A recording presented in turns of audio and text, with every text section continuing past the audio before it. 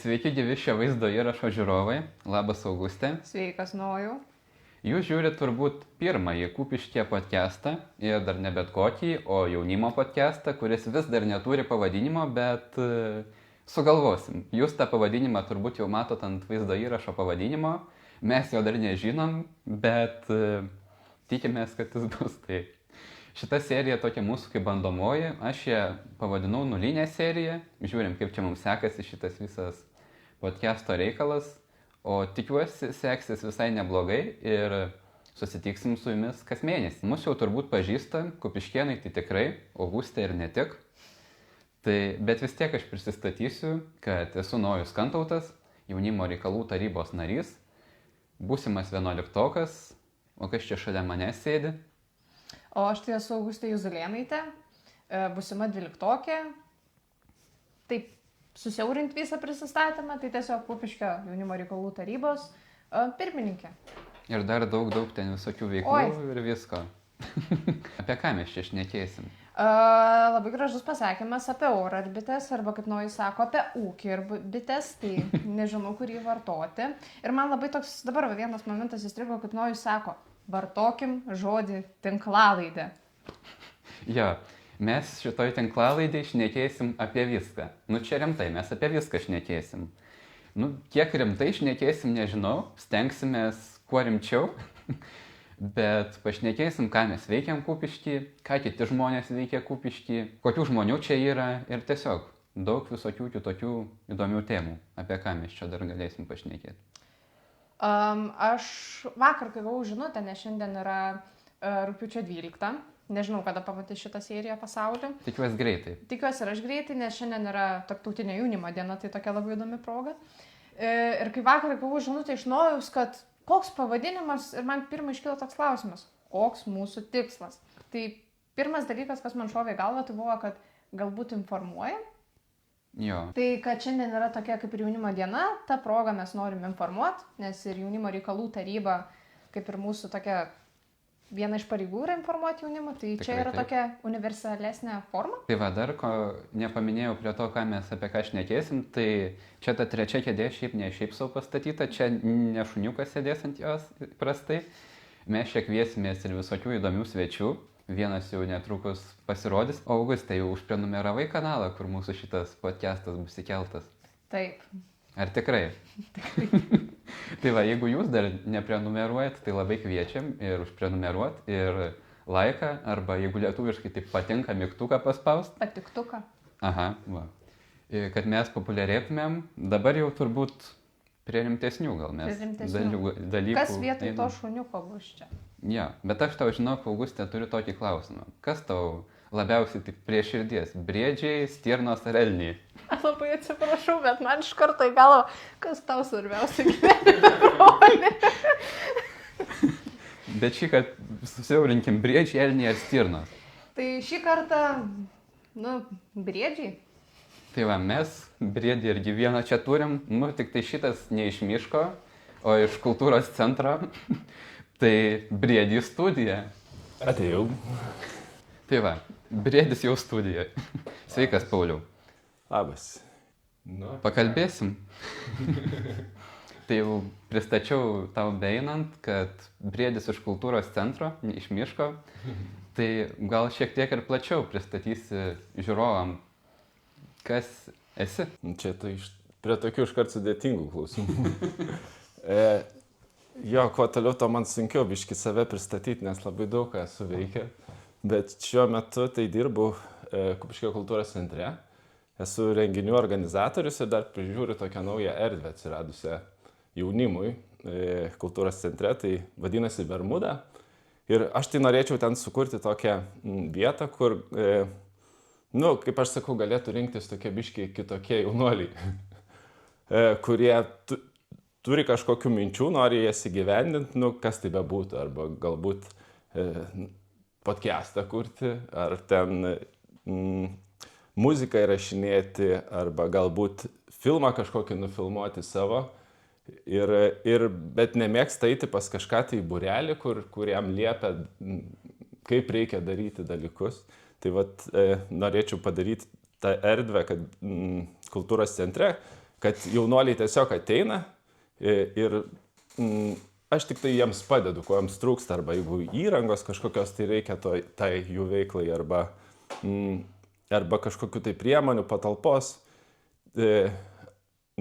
arba galbūt nori, nežinau, projektą parašyti ir pasikviesti kažkokiu tai įdomių žmonių, kurie galėtų papasakoti daugiau apie jų norimą vykdyti veiklą. Tai kad jie ten turėtų šitas galimybės, bet visos idėjos, kad ateitų iš jų ir kad jie ten darytų tai, ką mėgsta. Tai va, to šiaip labai skirtingų dalykų gyvenime dariau nuo darbo LRT radijoje ir Lėto maisto kultūros laidos. Mes apie šitą būtinai pašnekėsim, dar mums labai šitą temą įdomi. Iki esu dirbęs netgi matematikos mokytojų pradinukų, tokioj privačioj mokykloje Anykščiuose, kur buvo gal 7 vaikai. Didelė klasė. Didelė klasė buvo. Jo, tai labai skirtingų patirčių turėjau. Veiklų ant 2 rankų pirštų mes nesuskaičiuosim turbūt tavo. Augustės man tada pastebėjimas patiko, prijung kojų pirštus, tada gal pavyks. Ragus dar brėdžiu. Jo, irgi variantas. Tai va, mums čia jau su Auguste nebe pirmas kartas prieš kamerą, mes jau prieš nepilną mėnesį šnekėjomės ir Salos radijui, miesto šventijai, turėjom radijo zoną, labai smagiai laiką praleidom, dabar jau po truputį eina tie pokalbiai YouTube, tai jau sakiau pradžioj, kad pasižiūrėkit, bet dabar nuo tokių paprastesnių gal temų mes einam, tai ką mes nuveikėm įdomaus per šitą nepilną mėnesį nuo miesto šventės imkim. Tu gal, Augustė, visokių veiklų daug turi, tai papasako, ką įdomaus nuveikiai. Nuo miesto šventės mano gal toks didžiausias pasiekimas tai buvo mokymai stiprus įvairovėje. Nereklamuoju, bet reklamuoju. Labai fainas dalykas, tai 7 dienų, jo, susideda iš žmogaus teisų dirbtuvių, medijų raštingumo ir žygio. Tai apie tai galima daugiau sužinoti tiek Instagram'e, tiek Facebook'e. Stiprus įvairovėje bei socialinis sufleris. Ir vėlgi nereklama, ką dar. Išlydėjom savo jaunimo reikalų koordinatorę Dalę, o daugiau ką aš dar galėjau nuveikti. Geras klausimas. Visko. Dar. Mentorystės keli pokalbiai buvo su savo vaikais, kaip aš vadinu, o toliau tik tai galbūt dar vienus mokymus pateksiu, šiandien turėčiau sužinoti ir laukiu diplomų įteikimo iš jaunimo Europos komandos. Tai pakol kas taip lėtai, ką galiu pasakyti. Pas tave tai tokios labai prasmingos veiklos, mokymai, diplomai. Aš tai nepapasakosiu kažko labai intelektualaus tokio. Žaidžiau su kompu. Buvau keliose miesto šventėse dar, Biržų ir Anykščių gal vyko prieš. Žinau, kad Biržų šventė buvo, visai patiko. Aš koncertų labiau mėgėjas miesto šventėse. Aš tai tokių kažkokių intelektualių veiklų labai neturiu, tai gal Paulius mums papasakos, ką Paulius nuveikė per šitą nepilną mėnesį. Aš dar tokį trumpą klausimėlį turiu. Kaip jaučiatės dėl to, kad Dalia išėjo? Galbūt koks jums tai buvo žmogus? Kai aš sužinojau, aš buvau mokymuose stiprus įvairovėje, tai pirma buvo šokas, nes nieko nesupratau, atsidarau telefoną, o ten kažkokia tai dėl Dalės išėjimo grupė. Nieko nepagaunu, rašau į kitą grupę, paaiškinkit, kas čia vyksta. Tai buvo šokas, buvo labai gaila. Gal ir ašara viena kita išlieta, nes kaip ir kalbėjom per paskutinį susitikimą gal kartu, tai Dalė toks buvo man, bent jau asmeniškai aš ją pažįstu žymiai anksčiau, gal kokius nuo 22 metų. Tai toks kitoks ryšys buvo, kadangi aš pati esu iš Subačiaus, toks, linksmas faktas, kurį dažnai pabrėžiu. Ir ten buvo aktyvi, ir esu aktyvi kultūros centre, padalinį Kupiškio, Subačiaus. Tai jinai dirbo ten. Tai tas kitoks ryšys, jinai, kaip aš sakau, dalyvavo mano paauglystės kryžkelėse. Nesakau, kad jos baigėsi, tai jinai man buvo toks labiau širdžiai artimas žmogus. Ir jinai tikrai labai daug padarė Kupiškio jaunimui, mano nuomonė. Aš išgirdau šitą naujieną gyvai, kai mes buvom pasisėdėjime po miesto šventės, aptart, kas mums čia sekėsi, kas nelabai. Tokia gal to pasisėdėjimo tema būtų. Ir paskui mes ten juokiamės, kaip mums labai dažnai būdinga neformaliuose susitikimuose. Ir formaliuose. Ir formaliuose šiaip. Ir paskui perėjom prie tokios, jau nebelinksmos temos, kad Dalia išeina iš darbo. Tai tada jau žvengti ten ir juoktis iš visko labai nebebuvo kaip, nes Nu liūdna, labai liūdna. Nes tikrai mes su Dalia ir Dalia su mum susidraugavo, vienu žodžiu, gaila. Tai pasilgsim Dalia tavęs, jeigu klausysi. Labai. Sakė, dar bendrau su mumis po visko. Jeigu kalbant apie mano veiklas, tai čia tokia Praūžė Kupišky projektas vadinasi Migruojantis paukščiai. Jeigu labai trumpai, projekto idėja yra tokia, kad iš įvairių įstaigų, kultūros centro, iš muziejaus, iš bibliotekos susirenka grupelė žmonių ir tada atvažiuoja įvairūs skirtingų sričių ekspertai, lietuviai, bet gyvenantis užsienį. Ir mes 5 dienas diskutuojam, kalbamės apie Kupiškio miestą ir kūrėme idėjas. Toks vienas iš dalykų tai, kad kažkaip tai įtraukti į Kupiškio gyvenimą čia naujai atsikrausčiusius žmonės. Tai svarbus dalykas, tikrai svarbus. Mums labai norisi, kad kuo daugiau į Kupiškį atvažiuotų žmonių ir vat, toks vienas iš būdų juos draugiškiau pasitikti, tai tokį kaip ir sutikimo krepšelį galvojam. Kad vat, jeigu sužinom, kad kažkas atvažiavo, tiesiog pasikviečiam jį ar tai kultūros centrą, ar kažkur kitur išgerti kavos, įteikiam dovanėlę, kur ten būtų kažkoks tai pristatymas, ką galima Kupišky nuveikti, kokios čia veiklos vyksta, ką galima aplankyti, ką pamatyti, kaip įsilieti lengviau į Kupiškio bendruomenę. Tai vat tokia idėja ir dar plius norime padaryti, kad į kultūros centrą žmonės ateitų ne tik į renginius, bet kad atsirastų noras ten užsukti, tiesiog pabūti, pasėdėti ant fotelių, galbūt pasidaryti kažkokį tai savo darbą atsinešus kompiuterį, kad tai būtų tokia gyva vieta, kur mes galėtumėm susitikti, pasišnekėti, pabendrauti, galbūt stiprinti biškį bendruomeniškumą tarp kupiškėnų. Čia mes kaip prieš kelias dienas buvom susitikę ir apie šitą idėją pasakai, tai aš šitai vietai sugalvojau pavadinimą darbo kavinė. Kažkur esu girdėjęs, kad tai vadinasi darbo kavinėm. Tai va, turim, kad jau čia mes podcastą verčiam į tinklalaidę, tai Workspace'ą paverskim į darbo kavinės. Įdomi savaitė pas Paulių buvo šita. Nu jo, ten labai įdomių žmonių buvo atvažiavę. Tai va, mes, tai sakau, po miesto šventės jau kažkiek palsėjom, kalbu už save, nežinau, Augustė palsėjo. Aš irgi palsėjau, ką galiu pasakyti. Tikrai labai intensyvus laikas buvo. Tas tai tikrai. O dabar jau va, kažkokius tokius naujus projektus gvildenam. Čia dabar podcastas kūrėsi, nuo rudens vis kalbam su Paulium, kad atgaivinsim projektą, kad statom ateities Kupiškį Minecraft'e. Vėliau kažkokie tai ir mano renginiai prasidės, ar tai su robotikos būreliu, ar kažkas tai gimnazijoje ir taip toliau. Manau, ruduo nebus nuobodus, bent jau mano, tai tikrai. Augustės neabejoju, kad irgi. Jūsų irgi 3 tikrai nebus nuobodus ruduo, nes, sakau, turi būti išvykstamasis posėdis į kitas savivaldybės yra suplanuotas jau nuo berods gegužės mėnesio ir laukia jaunimo apdovanojimai. Va, šitas va labai svarbu paminėti, kad lapkričio mėnesį. 26 dieną. Kas atsimenat kokią grupę? Ne grupė, dainininkas, Dovimi. Koks? Dovimi. Ai, Domini galvojau. Dovimi, atvykit į apdovanojimus, lauksim labai. Jeigu ir žinot, ką reikėtų apdovanoti Kupiškį iš jaunimo, irgi galite siūlyti. Jau galite iš karto jau žiūrėti. Tai va, nes kažkada jau turbūt netolimoje ateityje, rudenį jau paskelbsim tuos.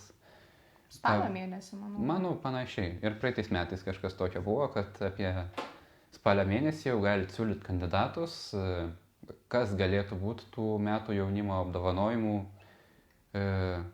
laimėtojai. Tai va, lauksim labai šitų. Mes šitą tikrai paminėsim ir dar per rugsėjo podcastą, ir netgi spalio ir lapkričio, manau. Gal net kokį balsavimą sugalvos. Kad podcasto žmonės išrenka kokią nominaciją. Iš tikrųjų, taip. Ko neidėja? Užsirašyti reikia dabar. Man, kai su Paulium šnekėjom, labai buvo įdomi istorija apie Paulių ir jaunimo centrus. Ne vieno jaunimo centro, jaunimo centrus, tai apie šitą turbūt mums labai būtų įdomu išgirsti, kasgi ten per patirtis buvo. Paskui dar keliais klausimais pasišnekėsim įdomiais apie tą temą. Jo, aš labai nemažai savo gyvenimo praleidau neformalaus ugdymo srity ir teko dirbti ir jaunimo centruose, ir ir su savanoriais, su savanorių programom įvairiom. Tai jo, nuo darbo Vilniuje jaunimo centre, Naujoji Vilniuje, kur su tokiu gan sudėtingu jaunimu teko dirbti,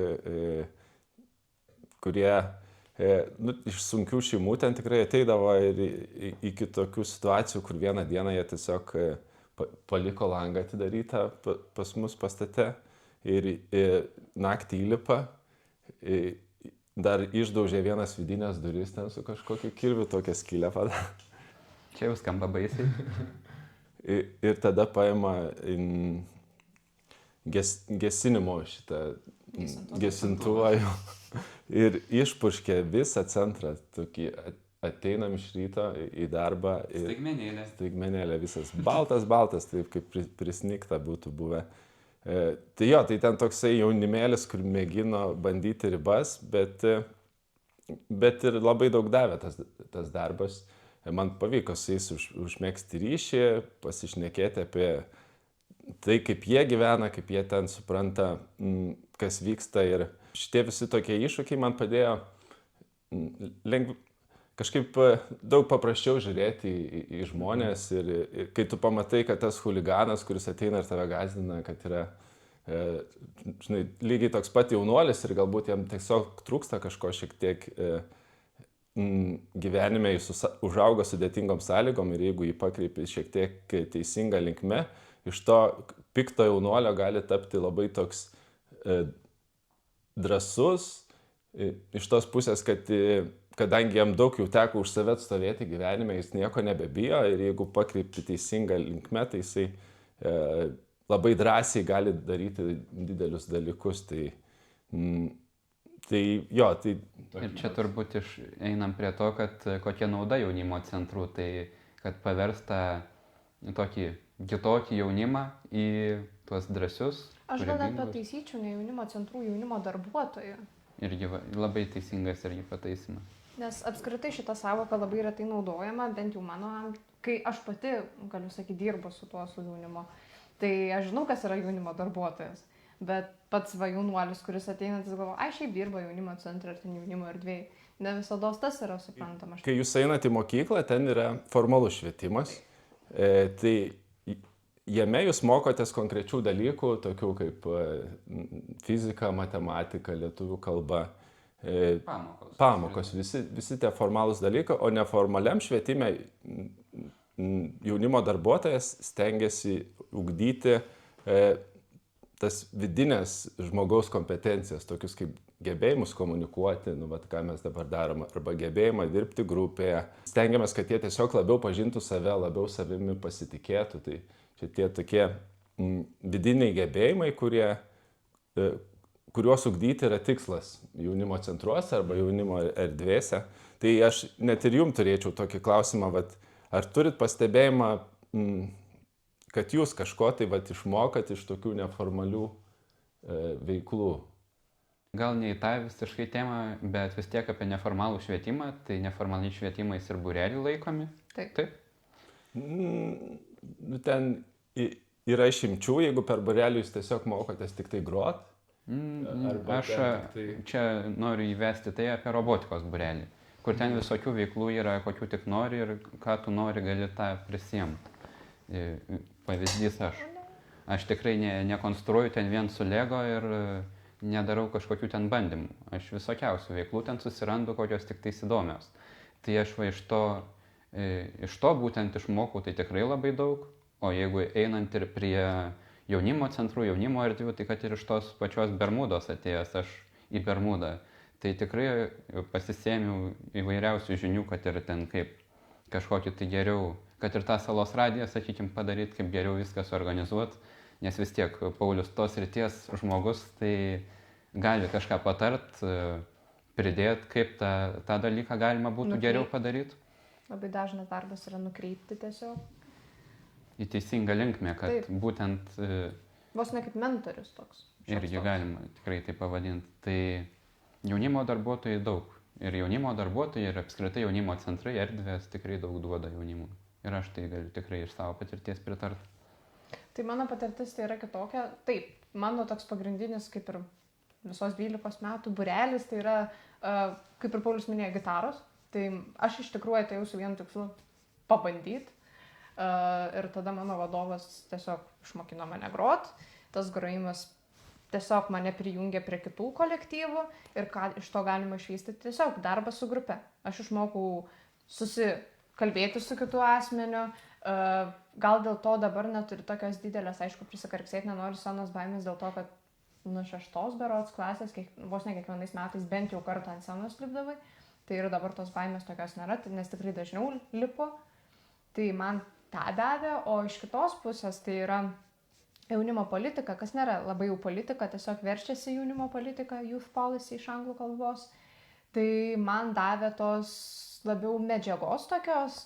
Pati sakau, keletą mėnesių mentoriauju jaunimo politikos ambasadoriams, labai įdomi patirtis, daug tokių kliurkų būna ir dabar kaip tik šiandien grįšiu iš pokalbio įsijungti su vienu iš ambasadorių, tiesiog pasikalbėti, kaip sekasi.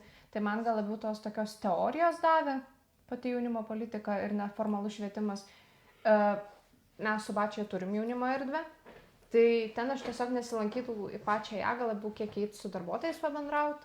Tai gal labiau mane, kaip pasakyti, atvėrė į pasaulį, tai negaliu sakyti, kad kažką tokio apčiuopamo man davė, labiau teorija. Aš tokių irgi visokių pavyzdžių esu matęs jaunimo centruose. Tai pavyzdžiui, buvo tokia jaunuolė ateidavo, kuri mes net galvodavom, kad gal nemoka šnekėti. Tokia labai tyliai, labai sunkiai jai sekėsi bendrauti su žmonėm. Ten jeigu kažką paklausi jos, tai gausi 2 žodžių atsakymą ir kažkoks bendravimas nevykdavo. Bet mes kažkaip vis prieidavom prie jos, pakviesdavom kažką tai pažaisti, ar ten kažkokį tai stalo žaidimą ar arbatos tiesiog išgerti. Ir jinai tiesiog pamėgo ateiti į tą jaunimo centrą, vis dažniau ateidavo ir tiesiog sėdėdavo ir žiūrėdavo, kas vyksta. Žiūrėdavo iš toliau ir mes taip prie jos pripratom, kad tokia savekė tapo ir kaip jaunimo centro dalis. Ir praėjo ten kažkiek tai laiko ir žiūrim, kad ji jau pati įsijungia į veiklas ir tada prasidėjo bendravimas, žinojom, ką jinai mėgsta, o kai žmogų pradedi kalbinti apie tai, kas jam patinka, kas jam įdomu, tai tada jis pasirodo ir turi ką pasakyti ir visai įdomus žmogus. Tai kiekvienas mes turim tokių kažkokių savo sričių, kurios mums nelabai sekasi, bet jaunimo centrai, erdvės yra labai puikios vietos, tuos dalykus perlipti kažką. Tai, ar prasibandyti iš tikrųjų? Jo, labai gerai sakai, išsibandyti visų pirma.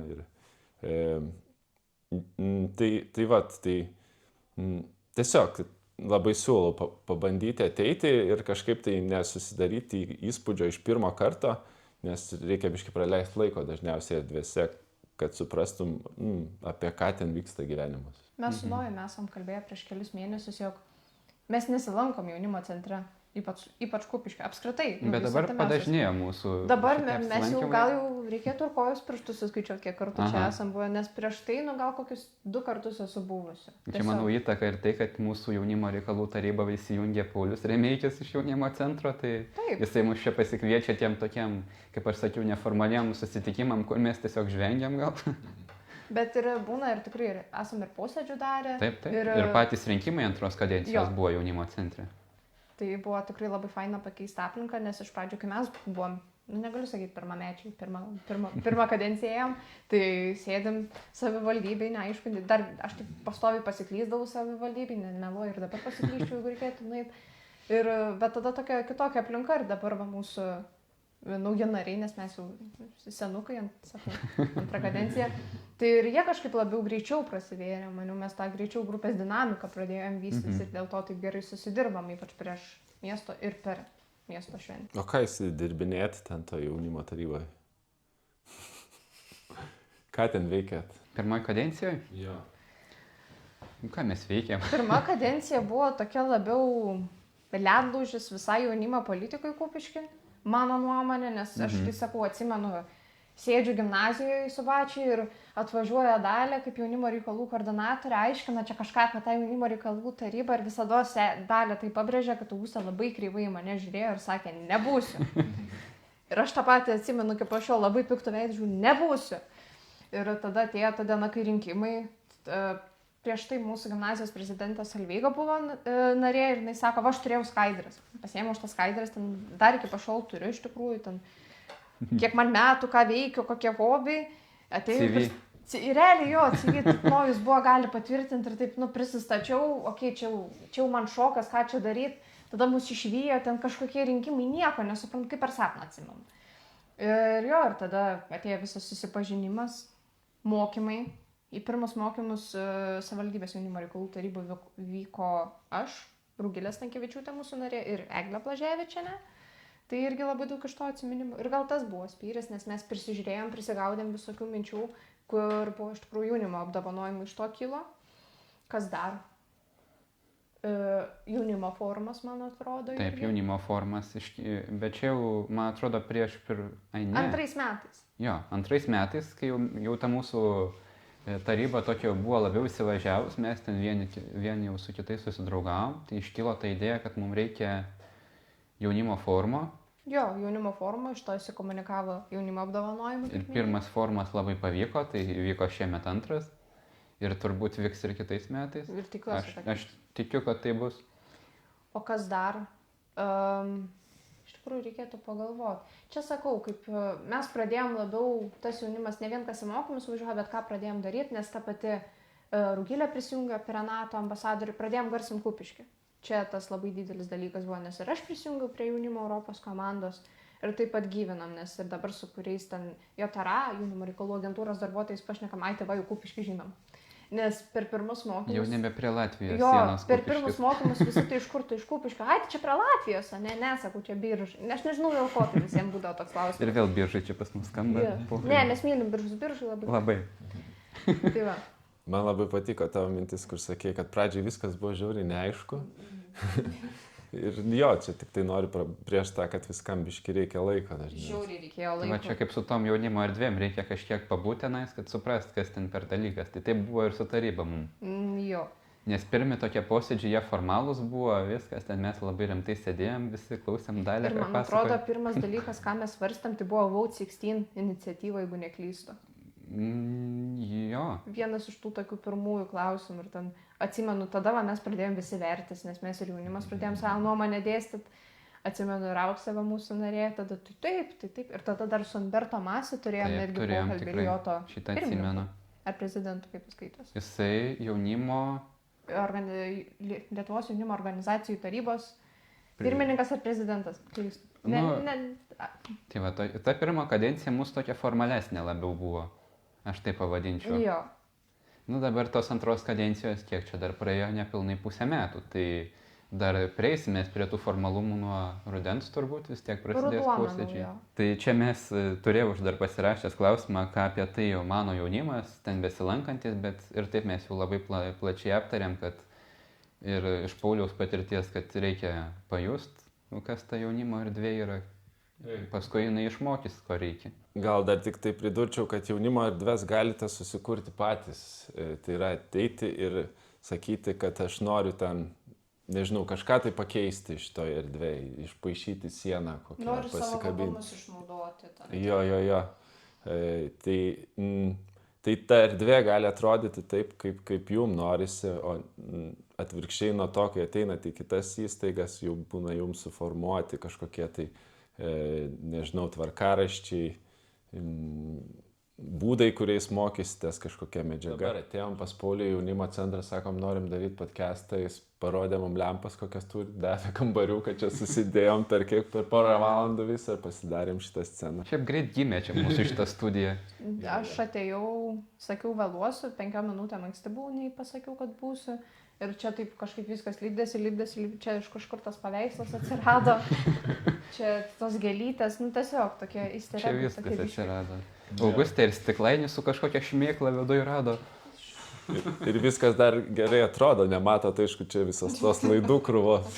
Ir čia už mūsų ir aplink mus dar biški yra visko, bet Jūs matot gražią pusę, kurią mums čia pavyko per kokį porą valandų taip gražiai sulipdyti. Tai va, čia jaunimo centro erdvių ta specifika, kad... Turim dar garsystą, kurį paminėti reikėtų. Taip, Erikas už kameros mums labai padėjo sujungti visus šituos dalykus. Jo. Labai ačiū ir jam, protingas žmogus. Su labai daug įrangos. Taip, su daug įrangos, su daug žinių. Ir čia mūsų taryboje dabar antroji kadencija yra taip, kad mūsų taryboje yra Paulius kvadratu.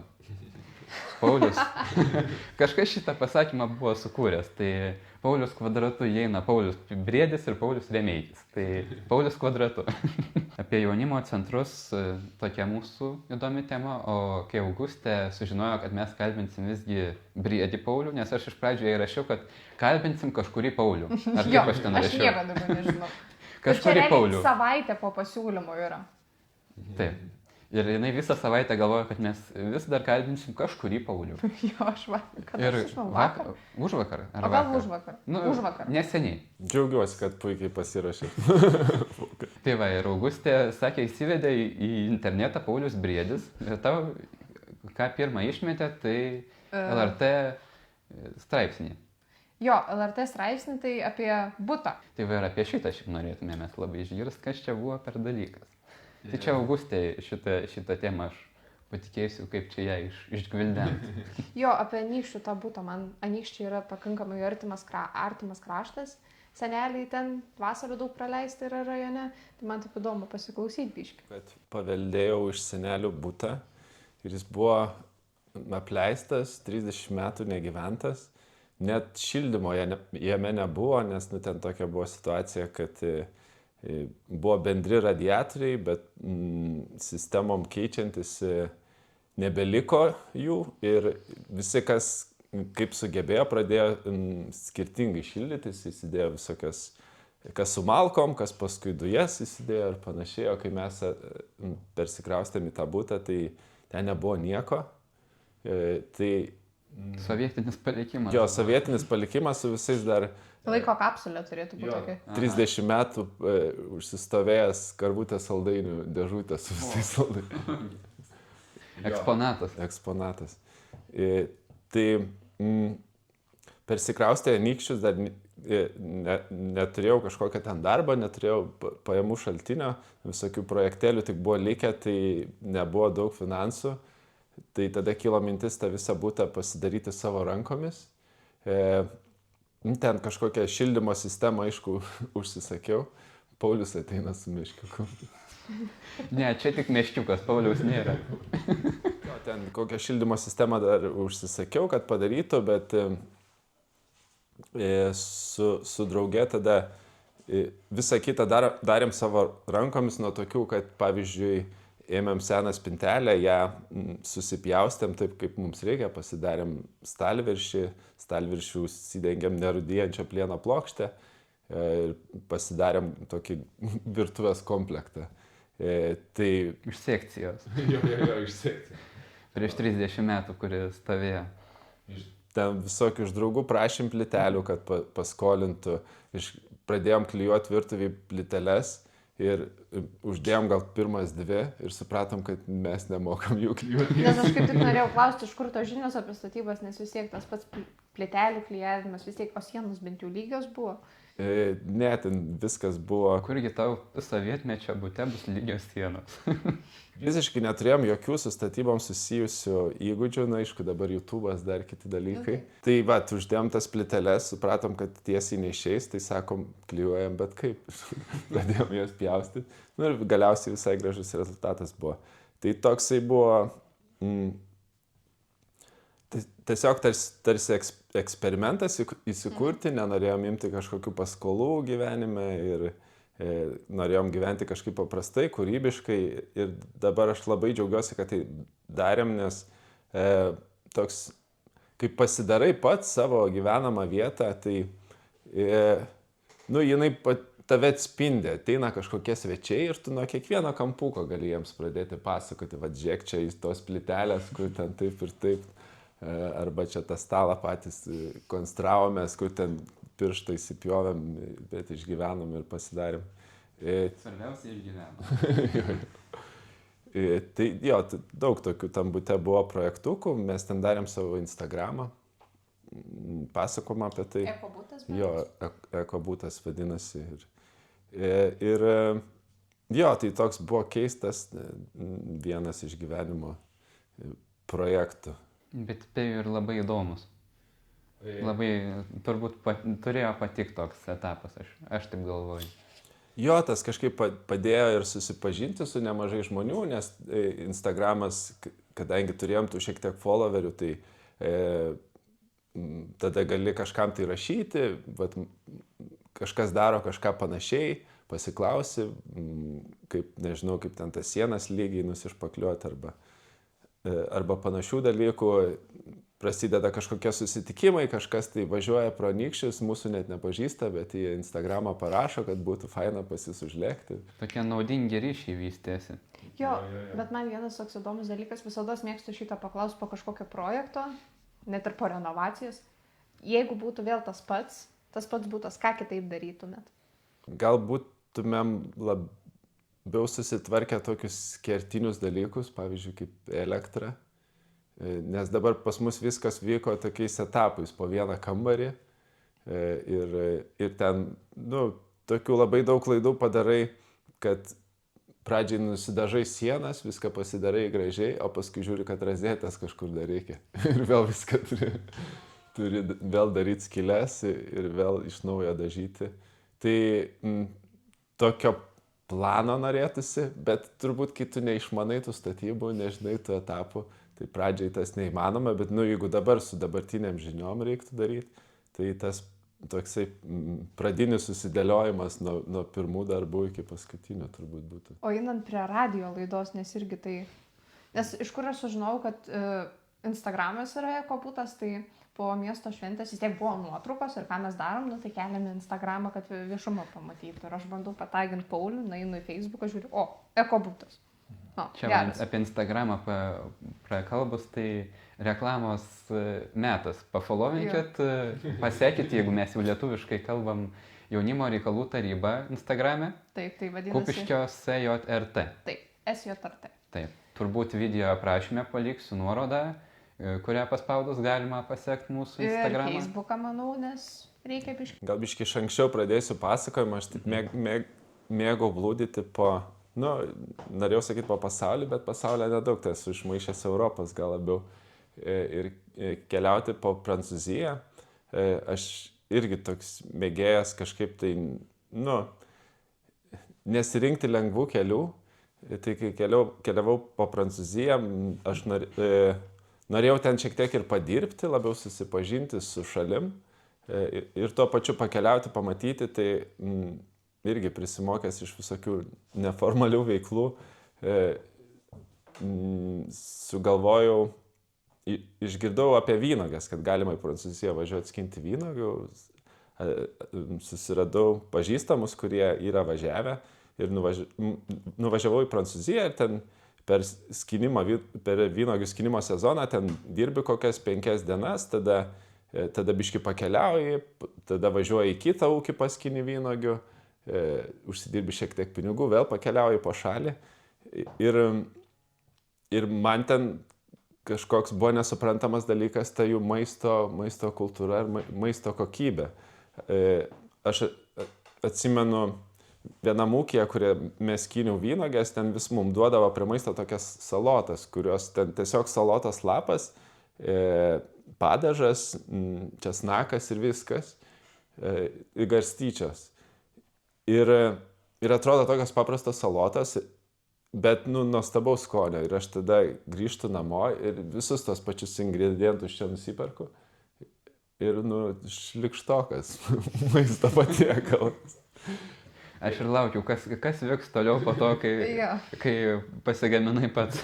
Ar bus dar geriau, ar visgi šitas scenarijus? Čia buvo mano toks pirmas pastebėjimas, kai aš supratau, kad egzistuoja tas kokybiškas ir nelabai kokybiškas maistas ir kad ta kokybė labai lemia skonio savybės.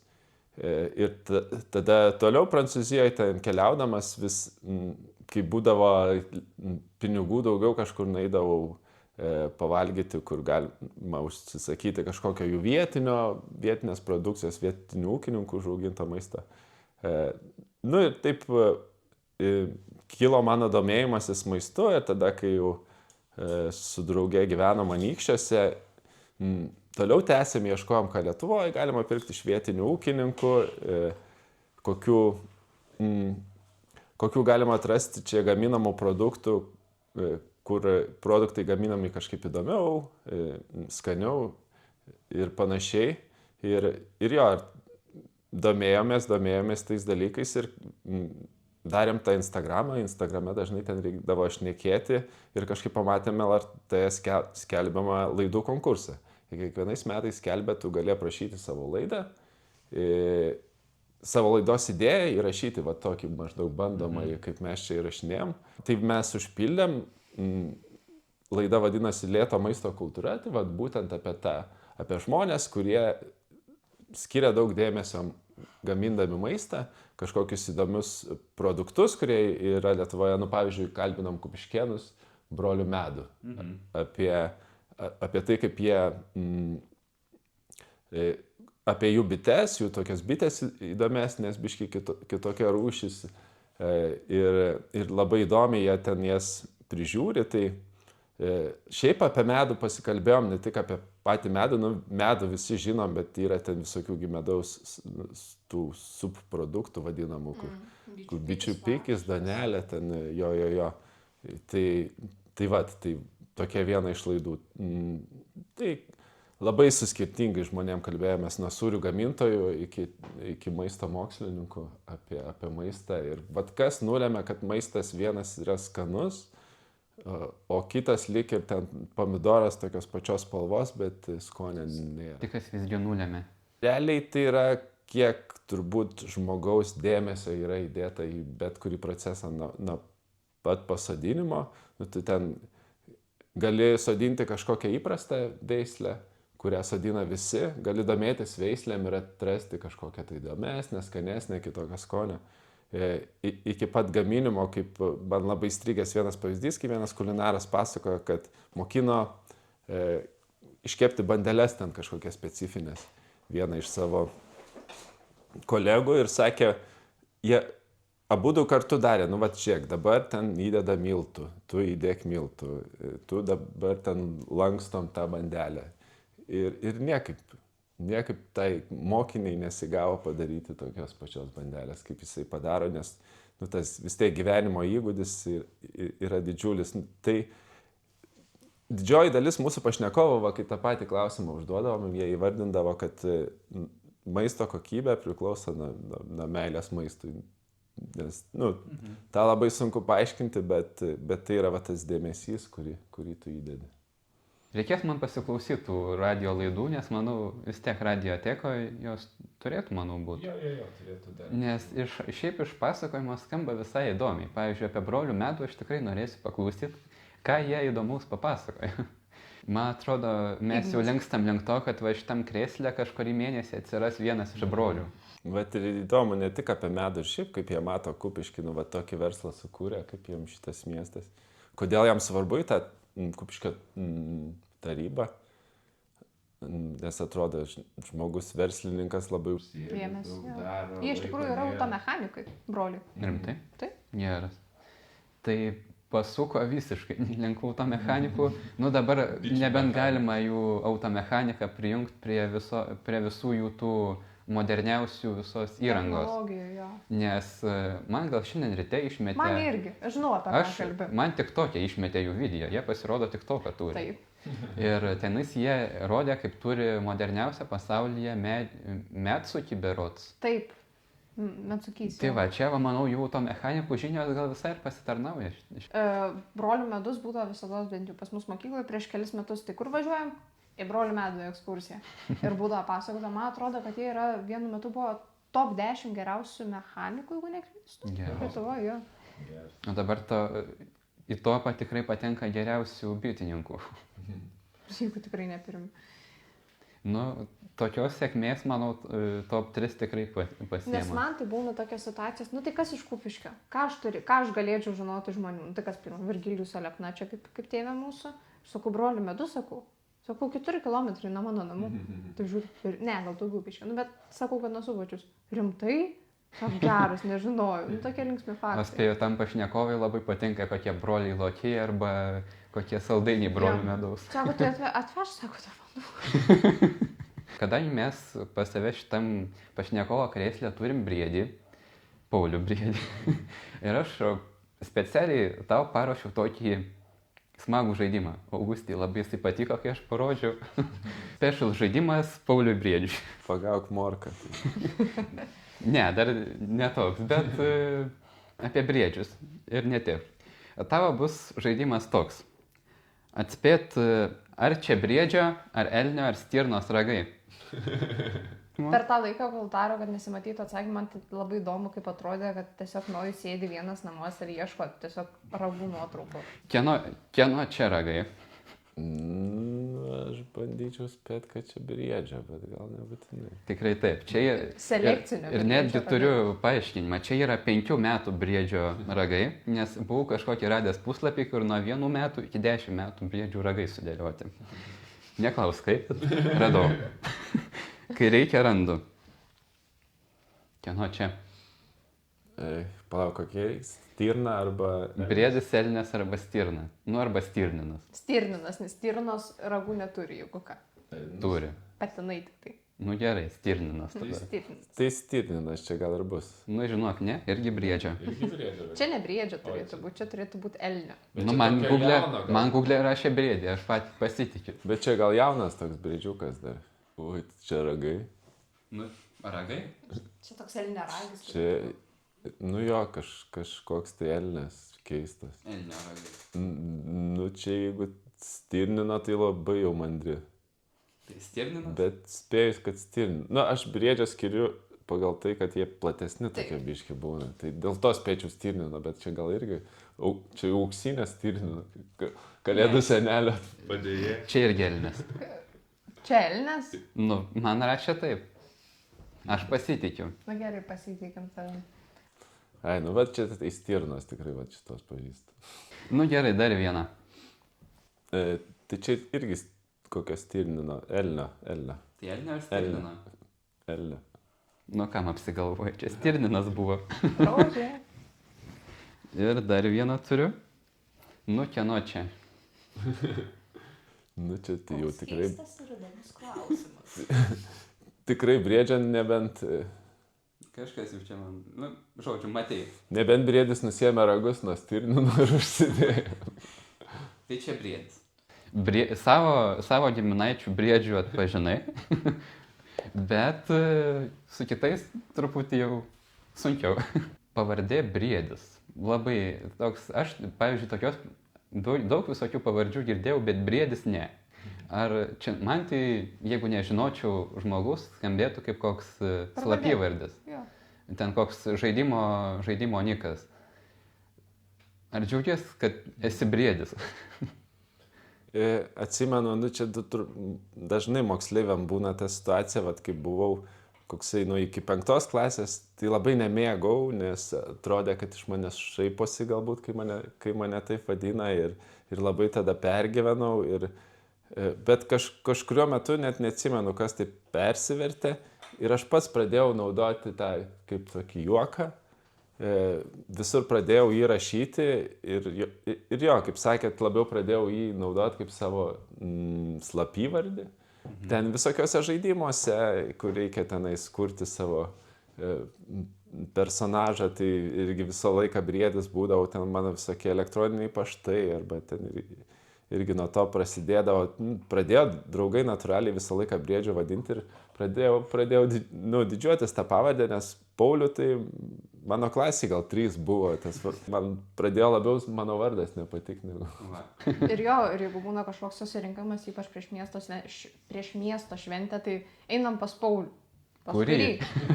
Nes vienas centras, kitas erdvė. Tai irgi taip toks pasimetimas būdavo. Tai čia jau ir pats užsiminiai, Kaip kiti, pavyzdžiui, kurie nepažįsta, gal sureaguoja į tokią pavardę, gal kažkokios reakcijos įdomesnės būna. Irgi tą jo pastebiu, kad kartais nežino, ar gerai tarsi mane taip kreiptis, nes jo galvoja, kad galbūt aš ten įsižeisiu dėl to. Bet taip kažkaip atsargiai tarsi tą pavardę sako, bet man šiek tiek ir patinka, kad ta pavardė truputį tokios žaismės sukuria. Labai džiaugiuosi. Jo, labai džiaugiuosi, ką jūs padarėt šiandien pradžioje mūsų podcast'o. Ir su tais ragais žaidimas, jo. Tai man patinka tokie pažaidimai gyvenime, viską pasižiūrėti biškai ne taip rimtai. Tai ta pavardė tą duoda. Ir visą laiką kažkokį tai bairį ištraukiu draugų kompanijai ten su briedžiais. Manau, kad toks prieskonis labiau yra, man sakau. Kaip Pauliui, tokiam žmogui, kuris mėgsta tokius neįprastus dalykus, tai pavardė, manau, kaip tik. Jo, briedis, briedas dar. Tai manau, ties čia mes savo pokalbį ir užbaigsim, nebent Augustė dar atsiminė, ko norėjo paklausti. Ne. O Paulius? Nieko, viskas. Tiesiog kaip jaučiatės gal po šito pirmo testo. Liuks. Va. Tai ačiū Pauliui už, kad sutiko ir geranoriškai atsisėdo į šitą pašnekovo kreslą, kad pabuvo mūsų interviu karalius. Ačiū kitam Pauliui, kad padėjo čia susiruošti, su lemputėm lakstė visokiom. Vyks daug renginių, sekit, ateikit, mūsų podcastus sekit. Tai va, dabar jau galim užbaigti, manau. Ačiū, kad žiūrėjot, mėly žiūrovai, kaip ten toj keistuolių teatro dainuoja.